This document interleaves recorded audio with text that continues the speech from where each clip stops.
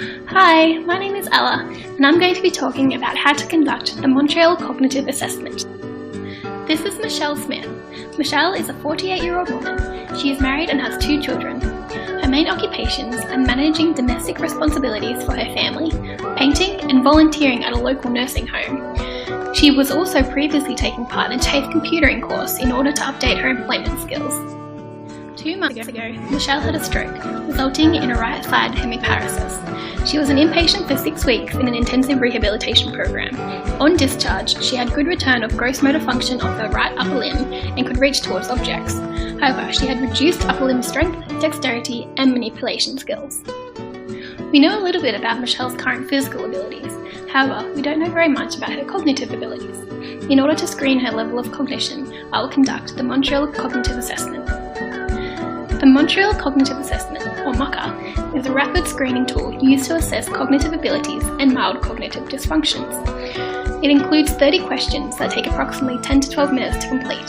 This assessment is commonly used on individuals who have had a stroke.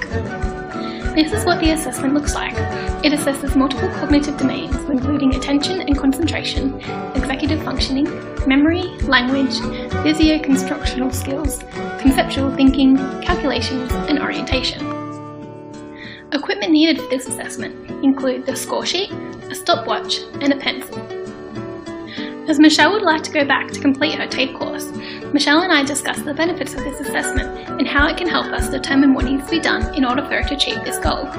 Through a shared decision-making process, and once obtaining Michelle's written consent, we both agreed that we would do the assessment. Before starting the assessment, I would explain to Michelle that this assessment is going to test things like her memory, concentration, thinking, and attention. I would inform her some of the things might be easy and some of them might be a little harder, but I just wanted to do the best she can.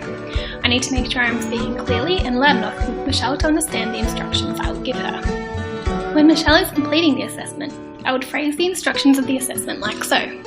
Question 1. Please draw a line going from a number to a letter in ascending order. Begin here at 1 and draw a line from 1, then to A, then to 2, and so on. End here at E. Question 2. Copy this drawing as accurately as you can in the space below. Question 3. Draw a clock. Put all the numbers and set the time to 10 past 11. Question 4. Beginning to the left, I would point to each animal and say, tell me the name of this animal. Question 5. This is a memory test. I'm going to read a list of words that you'll have to remember now and later on. Listen carefully.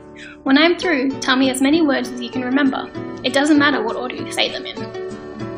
When Michelle is finished, I would say, I'm going to read the same list for a second time. Try to remember and tell me as many words as you can, including the words you said the first time. Once she is finished, I would say, I will ask you to recall these words again at the end of the test. Question 6. I'm going to say some numbers, and when I'm through, repeat them back to me exactly as I said. I would then read the 5 numbers to Michelle. Once Michelle is finished, I would say, now I'm going to say some more numbers, but when I am through, you must repeat them to me in a backwards order. I would then read the 3 number sequence to Michelle. Now, I'm going to read a sequence of letters. Every time I say the letter A, tap your hand once. If I say a different letter, do not tap your hand.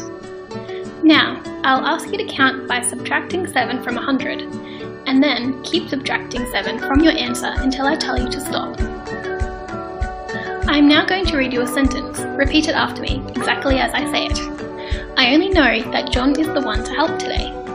Following Michelle's response, I would say, now I'm going to read you another sentence. Repeat it after me, exactly as I say it. The cat always hid under the couch when the dogs were in the room. Now, tell me as many words as you can think of that begin with a certain letter of the alphabet that I'll tell you in a moment.